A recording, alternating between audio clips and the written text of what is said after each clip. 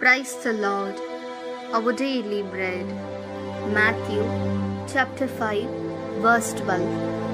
Rejoice and be exceedingly glad, for great is your reward in heaven. For that is how they persecuted the prophets who were before you.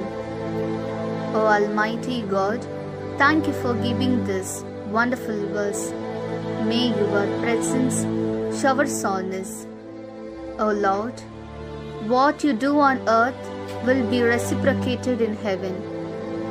Therefore, to each of us who live as witnesses of Christ, give us the gifts of goodness, justice, honesty, patience, humility, and bless us to live in the hope that we will live as a good people in the earthly world and rejoice in the heavenly world. We ask this in the name of Jesus Christ. Amen. அன்றாட உணவு. மத்தேயு அதிகாரம் 5 இறை வார்த்தை 12.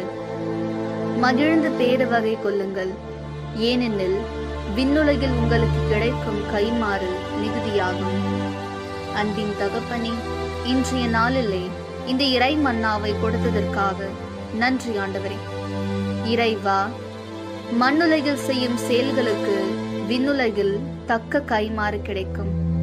எனவே கிறிஸ்துவின் சாட்சிகளாக வாழும் எங்கள் ஒவ்வொருவருக்கும் நல்லெண்ணம், நீதி, நேர்மை, பொறுமை, தாழ்ச்சி போன்ற கொடைகளை தந்து மண்ணுலகில் நல்லவர்களாக வாழ்ந்து விண்ணுலகில் மகிழ்ந்து களி கூறுவோம் என்ற நம்பிக்கையில் வாழ எங்களை ஆசிர்வதியும்.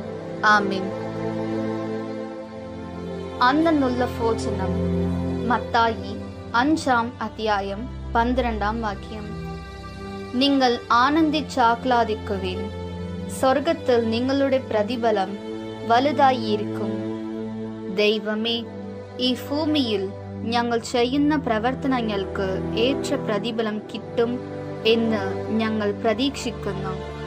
ക്രിസ്തുവിന്റെ സാക്ഷിയായി ജീവിക്കുവാൻ ആഗ്രഹിക്കുന്ന ഞങ്ങൾക്ക് നീതി, എളിമ, സഹിഷ്ണുത, വിശ്വസ്തത എന്നീ പുണ്യങ്ങൾ നൽകി ഞങ്ങൾ ഈ ലോക ജീവിതം ഏറ്റവും നല്ല രീതിയിൽ ജീവിക്കുവാനും സ്വർഗത്തിൽ ഞങ്ങൾ സന്തോഷമായി ജീവിക്കും എന്ന വിശ്വാസത്തിൽ ജീവിക്കുവാനും ആവശ്യമായ അങ്ങയുടെ കൃപ നൽകണമേ.